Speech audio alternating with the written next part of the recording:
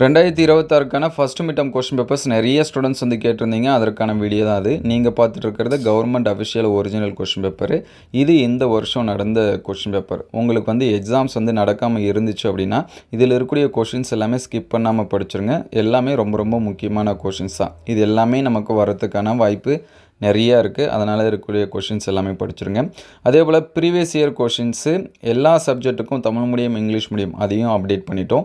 அது எல்லாமே ப்ளேலிஸ்ட்டில் first midterm important question இருக்கும். சாப்டர் வைஸாக சப்ஜெக்ட் வைஸாக அதையுமே அப்டேட் பண்ணியிருக்கோம். இம்பார்ட்டன்ட் கொஷினு அதையுமே அதே ப்ளேலிஸ்ட்டில் இருக்குது. இதோட பிடிஎஃப் வேணுங்கிற ஸ்டூடெண்ட்ஸு ஒரே ஒரு லைக் பண்ணிவிடுங்க. ஏன்னா நிறைய பேர் பார்க்குறீங்க, லைக் பண்ணுறது கிடையாது.